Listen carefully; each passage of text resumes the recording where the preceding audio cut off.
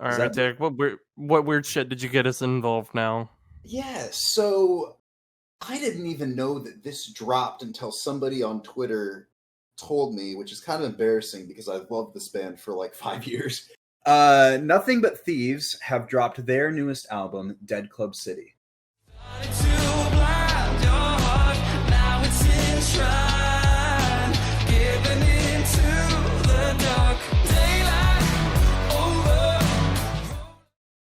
I was introduced to this band by an old coworker back in late 2018 at the restaurant I worked in at the time. Their song, Sorry, which I think is still my favorite song by them. Just an incredible, slow build, very vibey song. They sort of started with concept albums in, as far as I know, 2020 with Moral Panic, which was a fantastic alt rock record that dealt with a lot of what people were dealing with currently, whether it be with the pandemic or, climate change or an uncertain future. It's just kind of everybody struggling in the moment to process the future and what it might bring. That leads us to Dead Club City, which is a concept record about a more dystopian future where I was gonna say the album looks dystopian, like the artwork. Yeah, and honestly, I looked into this because I become fully immersed in this album, and apparently they gave their designer an idea, and he ran it by him and actually 3D printed this. So this isn't like graphically or like CGI. I don't even know what you would call it. But he 3D printed all the elements for the album cover, set it up against the red background with the lighting, and took a picture. Interesting. Which I thought was pretty It looks cool. drawn. Like Right? it looks like somebody drew it.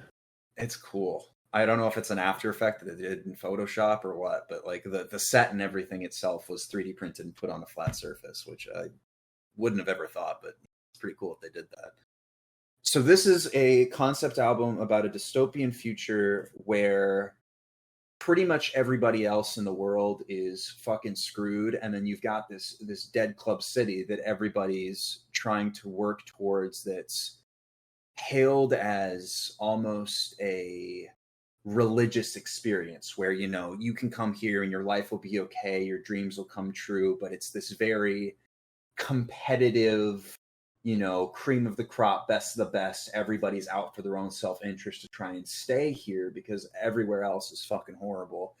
And most of the songs on here follow individual characters within the city as they kind of progress through life and navigate the strange social interactions within the city. One of them, like for instance, Do You Love Me Yet, is about vanity and about a band who is struggling to make it within the city and, wanting to be loved and appreciated so that they can stay within this exclusive area and not have to go out into the rest of the world. And the band is now doing like this concept tour where they're going to self-insert themselves into that band that they're writing about and try and create like a thematic experience live. It's going to be so fucking cool. I hope they come to the US. I saw they're touring in Toronto in September. Oh, so man. I think a tour's been announced. Shit, I'll have to go look. Because again, I got It's no still notifications on Spotify. I didn't know shit about this until like last week. So while there are some rock elements in this album, their first two albums had a very kind of somber, almost like an indie Deftones feel to it. This definitely deals more into alt rock and dance pop with something so stupidly catchy like the opening track, Welcome to the DCC. Yes. That chorus is one of the best earworms I've heard all year. It also, as an opening track, it works so well. Mm-hmm. It's such a good opener. Oh, and especially with the it's context, just like it sets the tone and sets the atmosphere perfectly for the rest of the album. Absolutely. And I think the context of what they were going for with it, that it's the DCC, the Dead Club City, is hailed as this kind of safe haven from everything else, like a place where everybody can succeed. The upbeat, vibrant kind of bouncy, dancey nature of it really sells the idea that this is this perfect haven. And then as the album progresses, it gets a little bit more somber, and you start to really delve into the nitty gritty of everything is not what it seems type of thing as the songs get darker, leading to Pop the Balloon, which I think sonically is probably the darkest song on the entire album. The variation in all these songs, but simultaneously there's a lot of like cohesion, like all of this, even when the songs sound dissimilar, you know you're still listening to the same album, which I think is really impressive and kind of hard to pull off. Lyrically, I was a little confused at times, but as I looked into it and realized that it's supposed to be about kind of introspective personal perspectives for the characters they developed, as well as the interactions between others, it made more sense to me. And I figured the first time I heard this, it was a concept record, but I couldn't quite place it. Having had the explanation and listening back to this, it makes perfect sense. And I think this is one of the more interesting, maybe not as much thought-provoking per se as Moral Panic was, but I've heard a couple concept records this year, and all of them have just blown me away. And the more that I've listened to them, the more that I've found to love. And I think that this is probably overall, we talked about how Honey Revenge was the most impressive debut album. I think that this is one of, if not the most impressive overall albums that I've heard this year. And it's a surprise to me because while I've loved this band for a while, I haven't loved any of their albums as distinctively as I have this one. And I'm really happy that I found out that this even came out. Because if I hadn't, I probably wouldn't have noticed till maybe next year, which I would have kicked myself in the ass for it over and over again. See, I didn't really listen to the lyrics. I fell in love with specific songs because of how they sound. Mm-hmm. I was gonna say, I know you two listen to this, Justin. I don't know if you got the chance to hear this at all, but I want to hear you guys' thoughts on it. I think Jacob and I are in agreement, honestly, on our opinions on this. Welcome to the DCC, Members Only, and Pop the Balloon are the best songs on here. Yes, and then fourth would be Do You Love Me Yet? Y'all pick some really good ones. I think I'm in agreement there too. I think, Pop the Balloon. Welcome. This is the order. Pop the Balloon. Welcome to the DCC. Members Only. Do You Love Me Yet? Okay, my order is a little different because I go Members Only, Welcome to the DCC, Pop the Balloon, and then Do You Love Me Yet. There are a few songs I didn't really care for on here.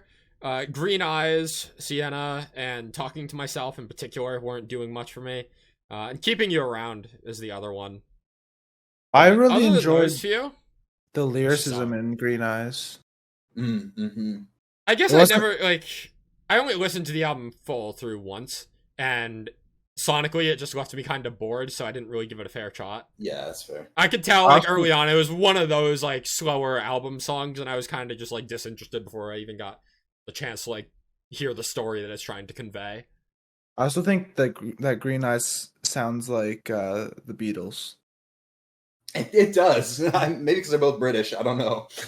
But I think one thing that I will say, Jake, with Keeping You Around, because I think that's completely valid, their 2017 album, which is the one that I was introduced to originally, is called Broken Machines. So that bit before the second chorus, where he does "We're all still just a broken machine," and he elevates his voice. That was a really special callback. Yeah, gotcha. Yeah. Okay, that's cool. That's cool then.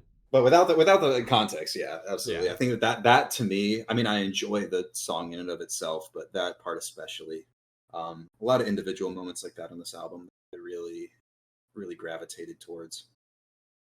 My problem with this album is that Welcome to the DCC is such a strong opener and had me really excited, only for me to be extremely whelmed by the next three songs. And by that point, I'm 4 songs in and I'm only really enjoying one of them. I'm kind of out of the experience, not expecting much for the rest of it, even when there's a lot of good stuff to offer in the back half. The thing I think is this album sounds so familiar, but also so new at the same time. Mm-hmm. Everything sounds it almost sounds like I don't know how to compare this, but something that came out before my time, I guess. But also like blending with like new elements, like more modern elements, which I don't like. I'm not a big fan of like older sounding music, which is really which is why I found this album so strange that I liked it so much. There's I can't remember what song it is. I think it might be foreign language or talking to myself. There's a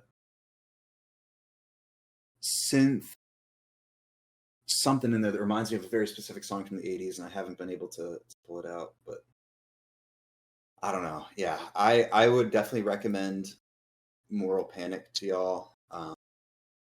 That I think from what I remember, there are a lot more upbeat rock-esque songs on there. I completely forgot about this, but I think it might have been Sam from State of the Scene's #1 album of 2020. So if that has any ethos, I completely forgot about that until I saw the cover and then I realized. But yeah, definitely a band with a lot of good music and a lot of good material, and this was a very pleasant surprise for me.